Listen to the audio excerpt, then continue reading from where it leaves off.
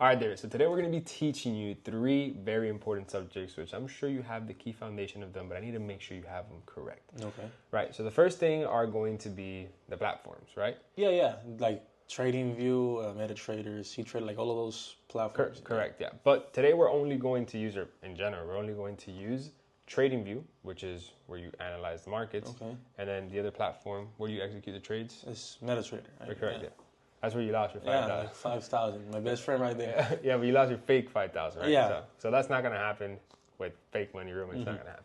So platforms like TradingView are where we're going to analyze the markets, understand if we're going to be interested in executing the trade. But then when we actually go execute the trade, we'll go to a platform like MetaTrader. So right now I'm in a trade for 13,000 in profit, which is actually this exact same trade right here. If you notice, we're fluctuating around break even. So that's where you analyze the markets, where you execute the trade. Second thing, which is the most important thing, is the trend, right? Okay. Oh, yeah. I heard you said that your trend is your friend. Yeah, I heard you say that before. Correct, exactly. Without you understanding where the trend is heading, you are literally doing nothing in the markets.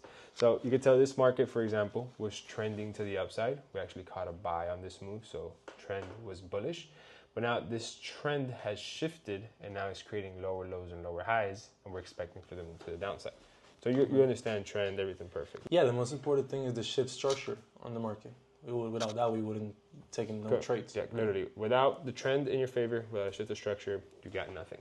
And then the third thing, which kind of ties all in together, after you identify the trend, the shift of structure, is going to be the area of interest. So as you can tell, an area of interest is an area that has more than 3 touches. So this has 1, 2, 3, 4, 5, and technically right now it's creating the 6. Okay. Let me ask you a question before we keep going. I usually play with this whole area of interest with the 4-hour time frame and the daily time frame. Yeah. Which one is like better?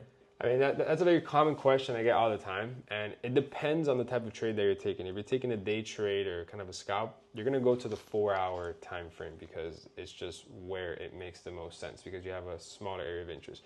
The lower the area of interest and the smaller the time frame, the less respected it is. The stronger and the higher the area of interest, the stronger and more respected it's going to be. So to give you a direct answer, it depends, right? For example, this happens to be a 4-hour area of interest. And this also happens to be a daily area of interest. 1, 2, 3, 4, 5 touches.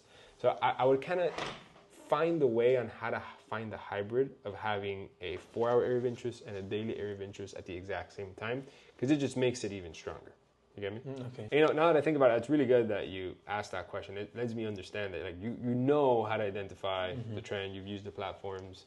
Just kind of like need minor adjusting on that. That's pretty good. You know what I mean? We're going to redefine it touch a little bit more, but depending on the weather, we might do something fun today.